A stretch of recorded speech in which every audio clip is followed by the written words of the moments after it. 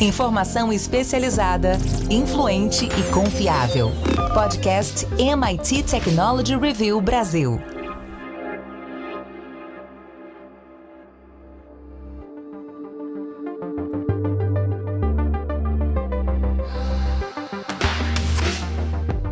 Olá, seja muito bem-vindo. Este é o podcast da MIT Technology Review Brasil. Eu sou o Carlos Aros, hoje comigo Rafael Coimbra, e hoje a gente vai discutir por que o GPT-4 é maior e melhor que o ChatGPT. E a gente vai tentar entender o porquê, já que a OpenAI não tem dado muitas pistas destes motivos. A minha sorte é que tenho aqui comigo um especialista na matéria. Rafa, tudo bem contigo? Tudo ótimo, Aros. Bom, essa apresentação que aconteceu nos Estados Unidos, ela é o começo de mais uma etapa, né, de uma nova fase. A gente já está vivendo algumas gerações dessa plataforma que é desenvolvida pela OpenAI, o modelo de linguagem, e agora a última geração. O que a gente tem assistido é a expansão e a melhora significativa da experiência do usuário e cada vez mais pontos que são criticados geração após geração vêm sendo atacados na tentativa de criar o produto perfeito. A gente sabe que isso não existe, mas o burburinho causado pelo ChatGPT ele não é injustificado.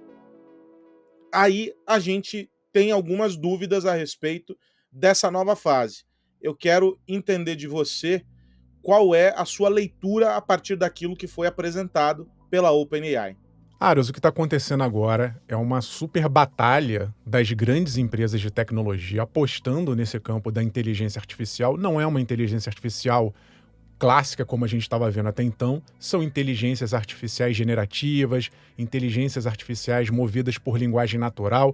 Na prática, são inteligências artificiais que geram um resultado muito fácil de ser compreendido e de haver uma interação com o ser humano. E essa corrida fez uma coisa impressionante, né? A OpenAI, ela tinha lançado o ChatGPT no fim do ano passado, se não me engano ali por agosto, setembro, e alguns meses depois já tem uma nova versão que, apesar de a gente ter passado do GPT 3,5 para o 4, parece uma coisa pequena, né? Meio GPT, esse meio, esse número, ele esconde, na verdade, uma evolução absurda. A gente está falando aqui de bilhões de parâmetros, de bilhões de documentos a mais analisados, de muito mais instruções que foram dadas para que a máquina aprendesse a ser mais inteligente, mais precisa, a evitar os erros, por exemplo, que ela cometeu no passado. Então a gente está falando de um salto gigantesco, são tecnologias exponenciais, elas vão aprendendo cada vez mais e gerando esse potencial muito maior. Mas, obviamente, a empresa que ela nasce com esse nome OpenAI porque ela era uma empresa sem fins lucrativos, ela agora está ganhando e ganhando muito dinheiro sendo valorizada por conta dessas inovações. Então, me parece muito natural que, dentro de um contexto competitivo capitalista, e aí a OpenAI está brigando com Google, por exemplo, Baidu lá do outro lado do mundo na China, são grandes empresas que estão de olho nisso. Então não dá, obviamente, para uma empresa que tem fins comerciais abrir todo a sua caixinha de desenvolvimento. Isso tem que ficar protegido, é uma proteção da empresa. Eu vejo isso como natural. As pessoas que se acostumaram com aquele modelo anterior de ter acesso aos documentos, aos artigos acadêmicos, a como estava sendo construída essa inteligência artificial, acabou. Esquece, porque agora a empresa está pensando em faturar. Ela abriu recentemente uma API, então qualquer empresa que tenha ali um mínimo de programação pode plugar a sua empresa, a sua solução no ChatGPT. agora o ChatGPT-4, vai pagar, obviamente, por isso. Então, quando você vai olhar nos detalhes, são centavos por acesso, mas, obviamente, se a empresa trabalhar com um grande volume de dados e muitos acessos, esses centavos multiplicados por muitas vezes vão se tornar um bom dinheiro que uma empresa vai precisar gastar para comprar essa tecnologia. Fato é que o ChatGPT, o GPT-4, né, que dá origem ali a um chat, mas também a outras coisas, ele está se tornando absurdamente mais sofisticado. Eu também acho que a gente vai parar de ficar, Aros, com esse fascínio do agora ele é capaz de fazer não sei quantas combinações por segundo, analisar não sei quantas palavras por vez. Me parece um pouco a discussão como a gente antigamente, quem é mais antigo, na época da computação, você media o processador, né, em megahertz. Então, toda vez que saía um novo processador, você falava, agora esse é 2.3 megahertz, o modem é não sei quantos kbps. Isso passa a não fazer muito sentido hoje em dia, porque eles são tão poderosos que, na prática, o que o consumidor quer do outro lado é assim, ok, em quanto tempo esse computador vai resolver meu problema?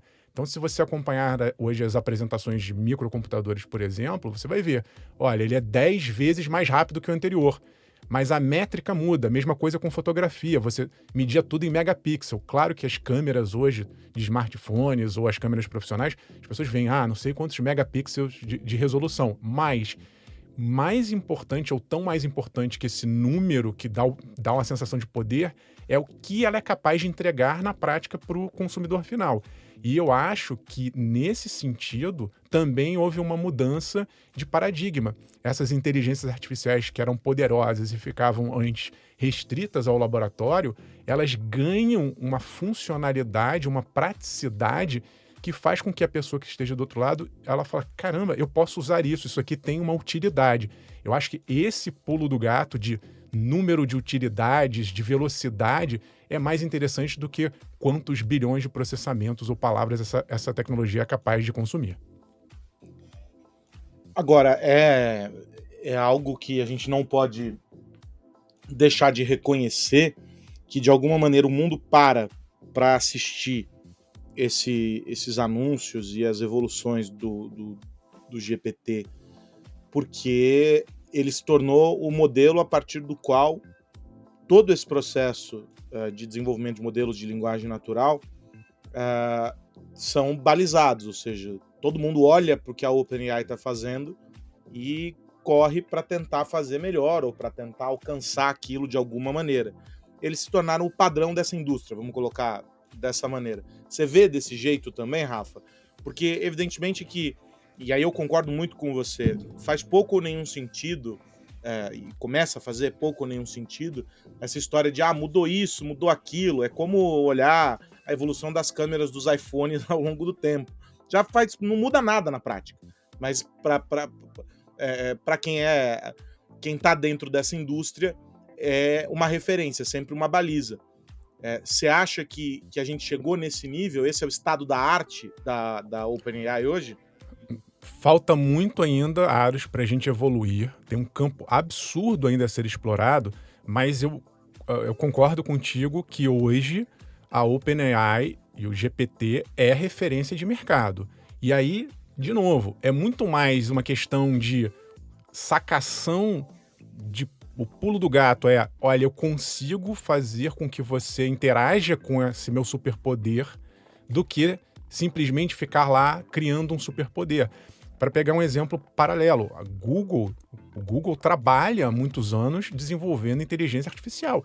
Google tem muita inteligência artificial ali capaz de resolver problemas extremamente complexos. Eu acho que aqui não dá para comparar, né, determinadas tecnologias com outras em termos de funcionalidade, mas nesse campo de processamento, IBM, Google, Microsoft já vinha também trabalhando com muita inteligência artificial, a Apple, para citar só as grandes, todas elas investem pesadamente nisso. A Amazon, com as assistentes virtuais, que agora para mim ficaram todas esses assistentes meio bobos, mas todo mundo está ali investindo pesadamente. Qual é a graça a partir de agora? A mudança a partir de agora? A mudança de agora é pessoas comuns, como eu, você e quem nos ouve, serem capazes de usar essa inteligência artificial. Eu uso o ChatGPT, que inclusive está engasgando, né? Eu não quero pagar, tem a versão Pro, mas eu sou contido aqui nos gastos, eu tenho usado o ChatGPT na versão gratuita. Eu fui um dos primeiros ali a me inscrever, consegui uma conta e acesso. Mas tem engasgado muito. Por quê? Porque tem muita gente acessando. Então, quanto mais pessoas descobrirem aplicações e empresas também, então vamos pegar o que aconteceu essa semana que passou. A Microsoft anunciou o Copilot. É um programa, uma ferramenta que, no fundo, vai juntar todo o pacote Office, né? Então tem PowerPoint, o Teams, Excel, tudo isso vai ser integrado ou turbinado pelo GPT-4.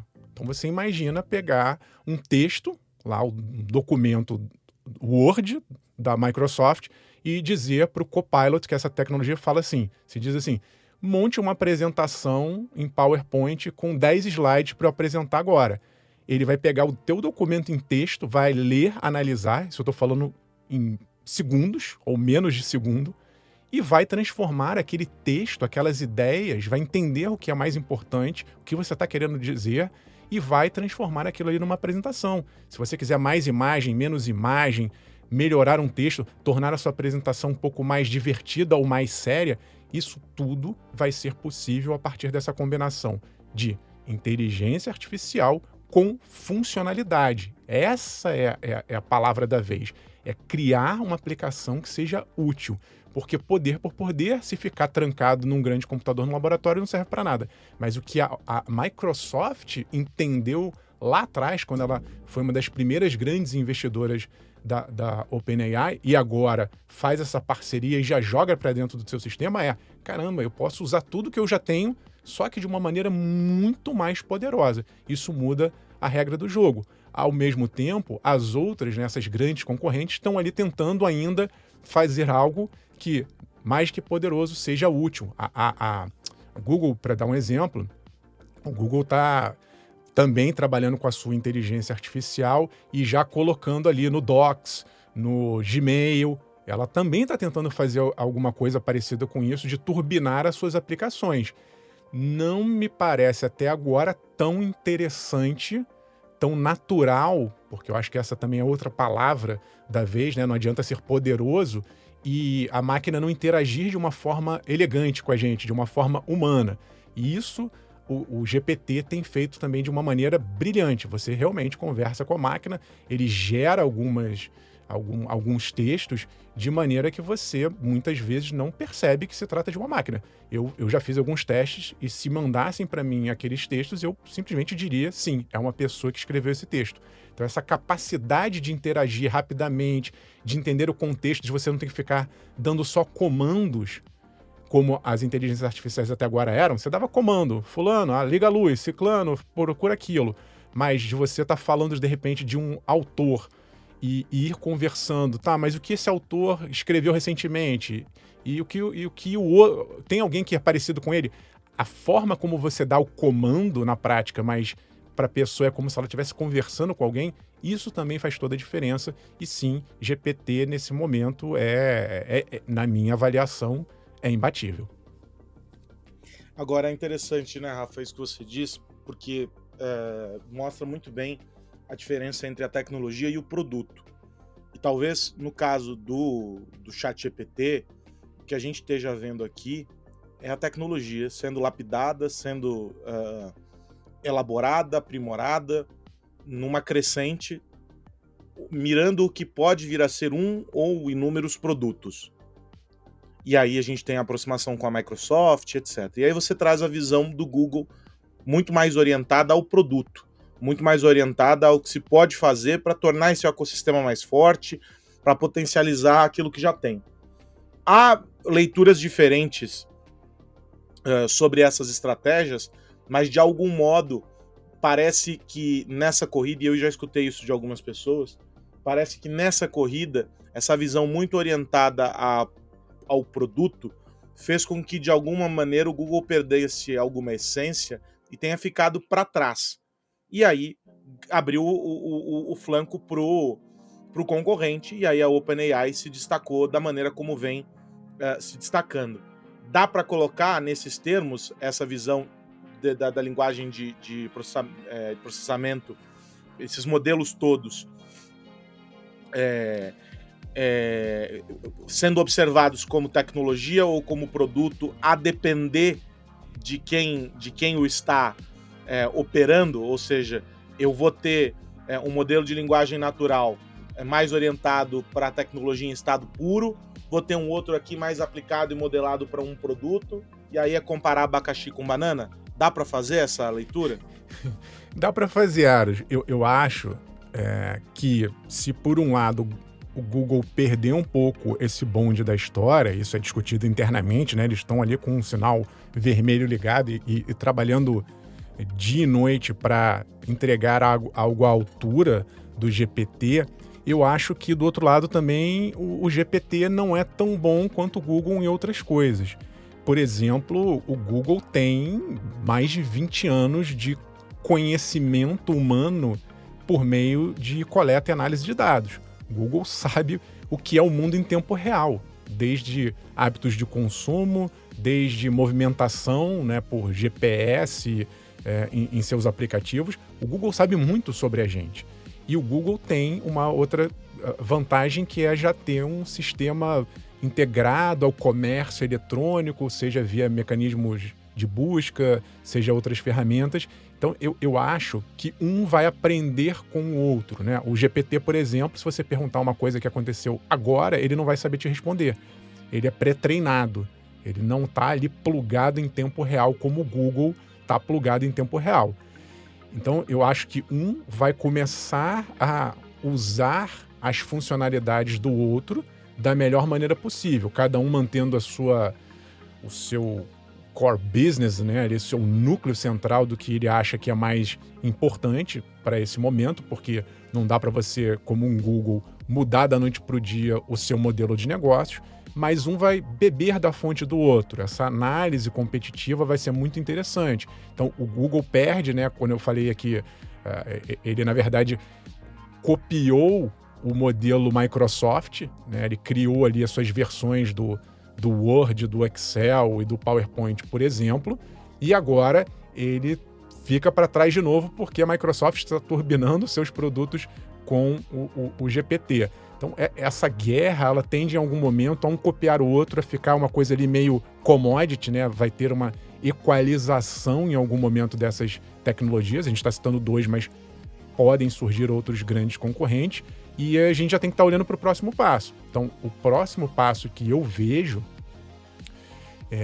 inclusive quem tiver mais curiosidade, eu estou explicando um pouco isso num vídeo que a gente gravou essa semana, é de uma inteligência artificial multimodal, que vai ser mais sofisticada ainda, acreditem, do que o que a gente está vivendo.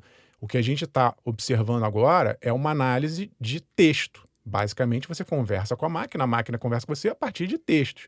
Mas nós, humanos, somos formados, o nosso cérebro, o nosso entendimento do mundo, a nossa forma de interagir com o mundo, ela é feita por 5 sentidos.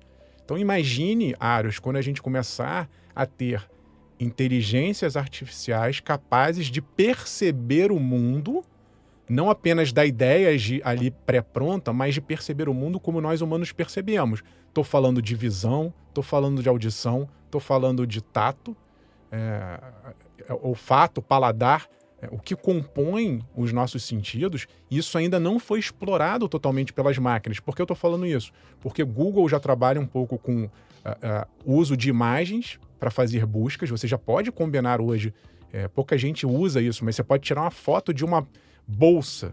Aí você gostou de uma bolsa, alguém está ali usando aquela bolsa. Você tira a foto da bolsa, você pode jogar dentro do Google que ele vai buscar aquela bolsa. Ele é capaz, às vezes, de encontrar a marca, o modelo e te dizer, obviamente, onde está vendendo, porque ele vai ganhar comissão e publicidade em cima daquilo. Mas o GPT-4, na apresentação que foi feita, isso ainda não está liberado, isso ainda não está funcionando, mas houve ali um momento da apresentação em que a gente pôde ver a máquina entendendo as imagens por meio da câmera fotográfica. Você tira uma foto ou, eventualmente, a gente vai ver isso em tempo real, você vai apontar a sua câmera para uma qualquer situação e a máquina, ela vai criar em cima daquela situação. Vamos supor, eu posso apontar, eu vi um cenário, eu sou um poeta, eu vi um cenário lindo, vi ali uma paisagem bucólica. Eu posso, eventualmente, daqui a pouco, apontar essa câmera para a máquina, para o GPT-4 e falar assim, cria uma poesia a partir do que você está vendo. A máquina vai interpretar, e posso falar assim, no estilo de, sei lá, Vinícius de Moraes. Compõe uma música poética no estilo de Vinícius de Moraes, vendo essa paisagem. A máquina vai analisar o que tem ali naquela paisagem, vai entender os padrões do Vinícius de Moraes, como ele compunha, como ele fazia poesia, e vai gerar algo novo, né? Claro, combinado a partir dos padrões reconhecidos ali, mas, em tese, algo criativo a partir daquilo. Olha o potencial, estou dando um exemplo que eu pensei agora e simples, mas imagine o potencial quando as máquinas começarem a ouvir, ver, cheirar e sentir gosto das coisas. Aí a brincadeira vai ficar interessante. Então ainda tem muita coisa para ser evoluída. A gente vai olhar em algum momento para esse passado aqui de texto e vai falar, caramba, a gente só falava por texto, agora está muito mais interessante. Mas vai levar um tempo, temos muito desenvolvimento pela frente. E tem muita coisa para ser evoluída também nos negócios, nas empresas. E é por isso que a gente faz uma pausa aqui no nosso papo para acompanhar a edição desta semana do nosso momento Estratégia de Valor, essa parceria da Technology Review Brasil com a EY Parthenon. Momento Estratégias de Valor. Momento Estratégias de Valor. Apresentado por EY Parthenon. Momento Estratégia de Valor aqui na MIT Technology Review Brasil. Você nos acompanha já há algumas semanas tratando de temas relacionados a negócios, tendências e como é que a gente olha tudo isso de forma integrada, com a visão de um ecossistema. E quem nos traz esses insights, essas provocações para fazer com que você que está nos acompanhando, possamos refletir sobre esse momento que a gente vive e para onde nós estamos caminhando, é o nosso parceiro EY Parthenon. E a gente faz isso recebendo aqui, semana após semana, sócios, os executivos da EY Parthenon que dividem conosco experiências e insights.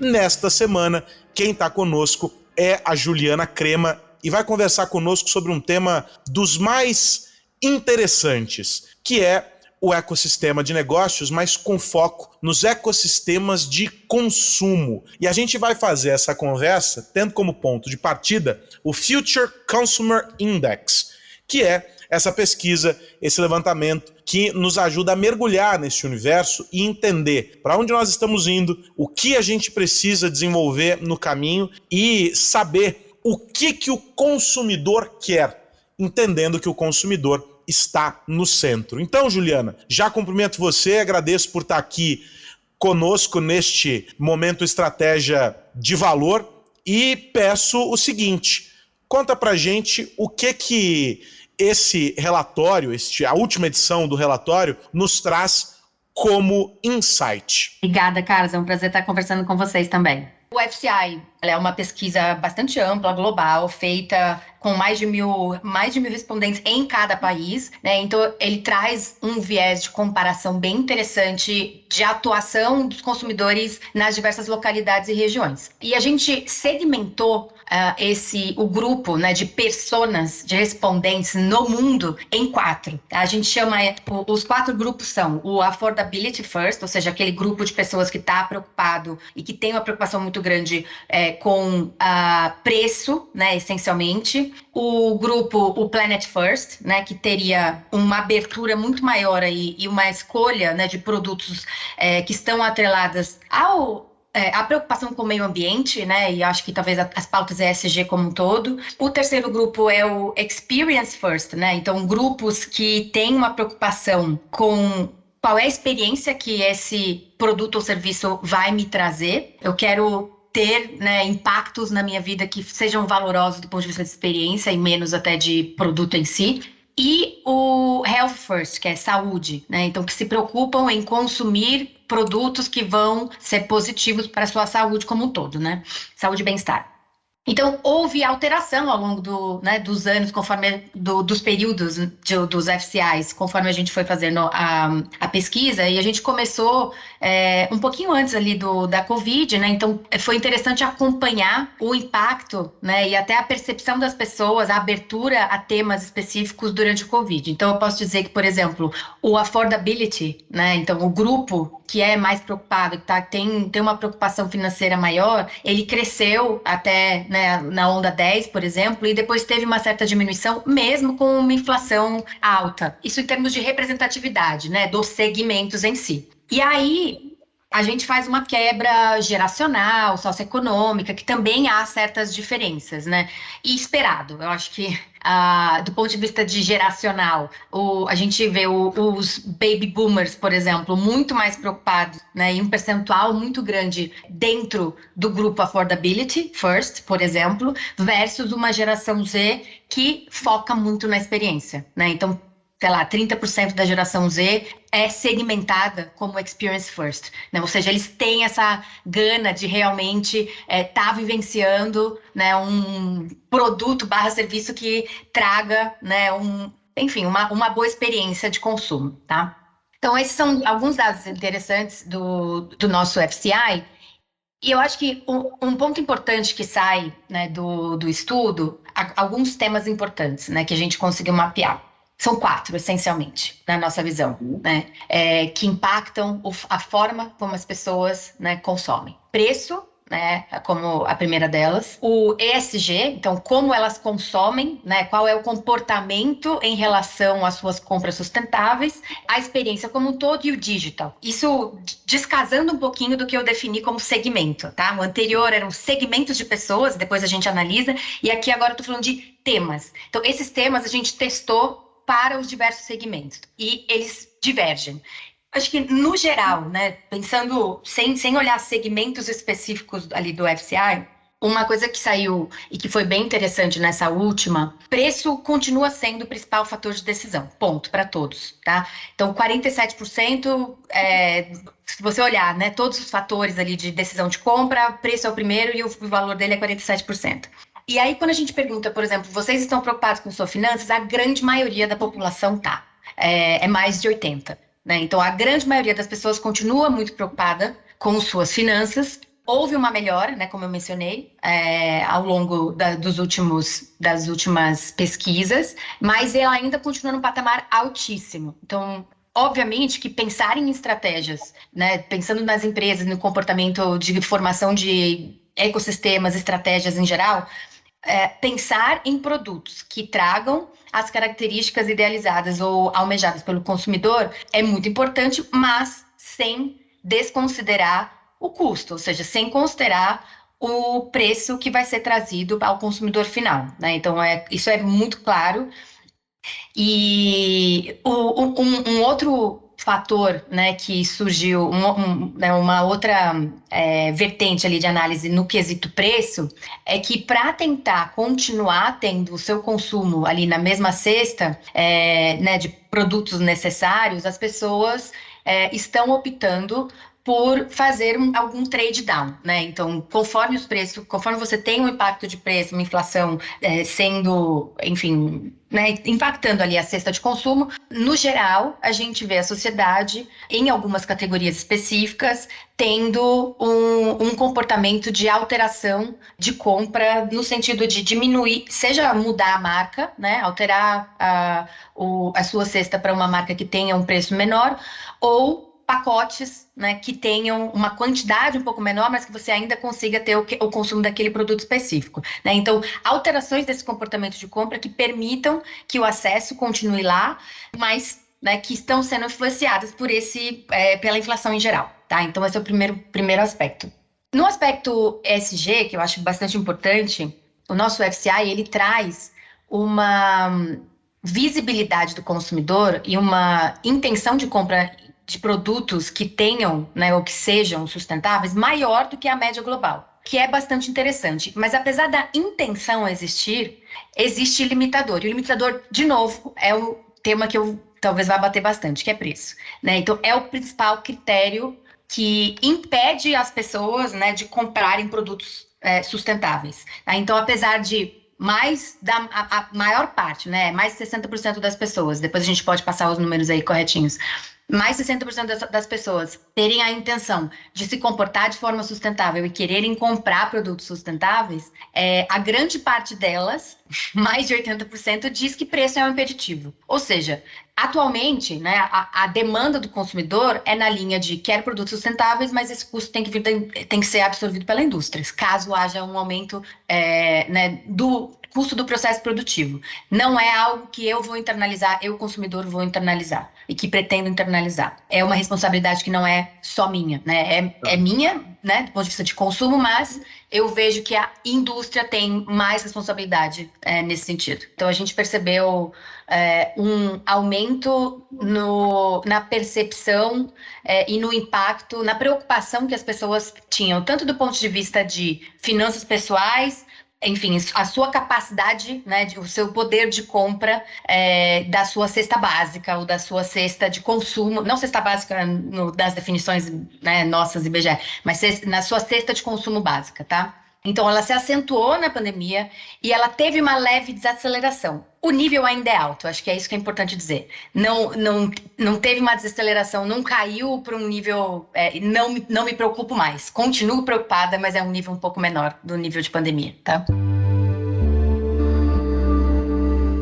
Essa é uma equação sempre difícil, né? Muito bacana esse panorama que a Juliana traz pra gente, porque o consumidor evidentemente tem expectativas, ele tem desejos e ele manifesta essa vontade. Do outro lado, as empresas precisam estar preparadas para atender a essas expectativas sem se comprometer, sem se colocar em um lugar que inviabiliza o processo de produção, que inviabiliza o negócio. Muito bacana essa ideia que a Juliana compartilha conosco, entre outros tópicos que estão disponíveis no Future Consumer Index, que você pode acessar. O material está todo disponível nas plataformas da EY Parthenon.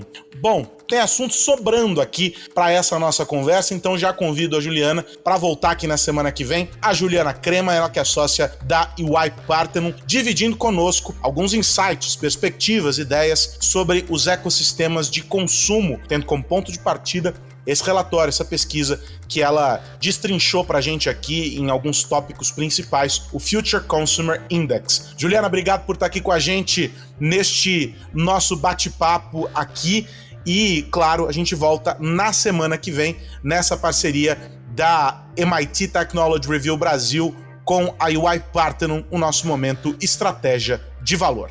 Até lá, Carlos, um abraço.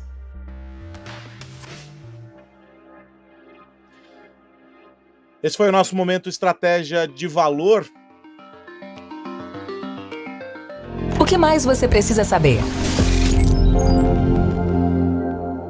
E aí, Rafa, eu só posso retomar a nossa conversa perguntando para você, além da OpenAI, do ChatGPT e de todos os modelos de linguagem natural, processamento de linguagem natural, a gente deve ficar de olho no que mais? No que pode ser, né, Aros, hype ou não, pode ser um momento de euforia ou não, tem ligação com o que a gente acabou de conversar sobre inteligência artificial. Muita gente acha que isso é mais uma grande febre que vai passar. Eu discordo, eu acho que veio para ficar, mas não quero aqui ter bola de cristal, só para a gente lembrar duas tecnologias que já foram consideradas sensacionais e que agora, esses dias, vieram notícias desmentindo aquela febre toda. Então, por exemplo, a Meta está diminuindo o suporte ao NFT, aos tokens não fungíveis, tanto no Facebook quanto no Instagram. Quem nos ouve lembra que lá atrás, uns 2 anos atrás, teve lá uma onda de NFTs, todo mundo criando NFT, transacionando NFT. A Meta entrou nessa tendência, nessa onda, e começou a permitir com que houvesse ali o uso de NFTs em suas plataformas, no caso, Facebook e Instagram, só que agora a onda deu uma baixada. Então eles estão dando uma segurada nessa onda de NFTs. E a outra notícia que me chamou a atenção também nesses dias, de outra tecnologia que parecia ser o futuro, é a da realidade aumentada. Google, para quem lembra, teve lá um Google Glass lá atrás, 10 anos atrás, e mais recentemente eles reempacotaram o Google Glass ali por 2019, era o Glass Enterprise Edition 2, era uma espécie de um Google Glass mais potente, mais poderoso, e agora a empresa está encerrando as vendas desse produto. Então fica aquele recado, olha, nem tudo que parece hoje uma coisa sensacional, que vai fazer e acontecer, vai dar certo. Estou dando 2 exemplos de 2 grandes empresas de tecnologia que estão ali tirando o pé do acelerador, no caso do Google, encerrando por completo o sonho dos óculos de realidade aumentada. Demorou 10 anos para que a empresa chegasse à conclusão que não faria mais sentido investir naquela tecnologia. Então, como eu sempre digo, não adianta a gente ter uma grande ideia, é preciso saber transformar a ideia num grande negócio, e isso não é muito simples.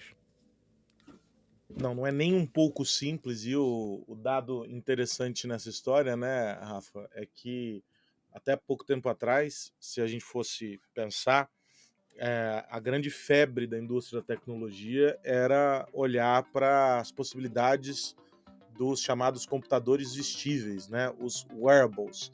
E aí quando a gente corta a cena e chega em 2023, a gente descobre que o mundo caminhou para uma outra direção e que os wearables ganharam uma dimensão muito menor do que se propunha lá atrás, né? Exatamente. Bom, eu tô de olho numa história que a gente tá assistindo e que eu, infelizmente, digo, é uma história que talvez não seja uma minissérie, tampouco um filme, mas uma grande novela com muitos capítulos, muitas viradas. A gente tá assistindo ao início, né, ao estouro de uma nova crise, o fechamento, a quebra de vários bancos, o Silicon Valley Bank, um banco que até então era desconhecido por boa parte das pessoas, revelou-se uma peça importante numa engrenagem gigantesca que movimenta o ecossistema no qual todos nós estamos inseridos, que é o das startups, que é o ecossistema empreendedor, que é o da indústria da tecnologia, e etc, etc, e etc. E essa crise ela vem se espraiando, o Silicon Valley Bank é apenas um pedaço, né? Há uma crise em andamento, o governo dos Estados Unidos está tentando agir, os próprios bancos, de alguma maneira, tentando remediar isso, usando o próprio sistema para conter uma ruptura no sistema, refazendo os depósitos no banco que quebrou, justamente com o objetivo de salvar aquela instituição e etc. Mas o ponto é que começam a surgir algumas análises e algumas leituras interessantes. E uma delas é de que, para o mundo das startups, que já não vinha, é preciso dizer, tendo facilidade para captar investimentos, e os números desse ano são bem piores do que os dos anos anteriores, pelo menos até aqui, a gente consegue perceber que a coisa vai ficar ainda mais difícil. O CEO da BlackRock, o Larry Fink, ele disse o seguinte, que o preço que nós estamos pagando agora, ele é referente a um período de décadas de dinheiro fácil. Segundo ele, há mais convulsões e fechamentos chegando. Tudo isso foi dito em uma carta que ele publicou, ele como gestor da BlackRock. E aí tem um aspecto interessante em que ele diz o seguinte, que as empresas públicas e privadas estão trocando eficiência e custos mais baixos por resiliência e segurança. E aí, o que ele coloca como um fator adicional para essa história é de que vai ficar mais difícil. O acesso a esses investimentos vai ficar muito mais difícil. E ele diz que não consegue entender esse movimento, rebate críticas de alguns investidores e etc. A BlackRock, vale colocar, está na mira aí de uma série de acusações, eles estão sendo apontados por uma série de problemas e ele usou essa carta também para rebater. Mas, de todo modo, a leitura dele é muito parecida com a leitura de alguns gestores de corretoras, com executivos que atuam no mercado de venture capital. São pessoas que estão entendendo que vai haver uma dificuldade maior, primeiro, porque a liquidez para essas empresas se tornou algo bastante complicado. Muitas delas tinham ativos nesses bancos que estão, sobretudo no Silicon Valley Bank, mas nesses bancos que estão com sérios problemas agora. Boa parte delas não conseguiu recuperar esses ativos, e aí o que a gente tem nesse contexto é uma dificuldade para manter a operação das empresas. Elas vão buscar dinheiro, como elas não têm como garantir, como oferecer garantias, vai ficar muito mais difícil. Os juros também estão mais altos, ou seja, há um fator muito importante dentro dessa crise vinculado ao universo das startups. E a gente precisa acompanhar, porque a gente sabe que elas, de alguma maneira, são o oxigênio dentro de um ambiente de inovação em vários mercados. E a gente precisa fazer com que tudo isso permaneça de pé, ou pelo menos a maior parte permaneça, já que, inevitavelmente, segundo os analistas, muitas empresas vão ficar pelo caminho. Rafa, temos que ficar atentos, muita coisa virá, e na semana que vem a gente volta. Com certeza estaremos aqui, Aros, olhando para o mundo, olhando para essas ideias, olhando para o dinheiro, para onde está indo o dinheiro, entrando ou saindo o dinheiro, e semana que vem estaremos aqui com mais informações e análises sobre o mundo da tecnologia. Se você curtiu e está interessado em conversar com a gente, deixe seus comentários nas redes sociais, diga o que você está pensando, o que você acha, se você usa uma dessas inteligências artificiais, por exemplo, que nós conversamos há pouco. Deixe lá seus comentários para que a gente troque as experiências nas redes sociais. Um abraço e até semana que vem. Um abraço, Rafa, um abraço para você, para quem nos acompanha aqui no podcast da MIT Technology Review Brasil. Lembrando que o nosso parceiro André Miceli está em missão especial e volta conosco na próxima semana, nas próximas semanas. Um grande abraço, a gente se encontra aqui no podcast da MIT Technology Review Brasil. Tchau, tchau. Você ouviu o podcast MIT Technology Review Brasil, apresentado por Tech Institute.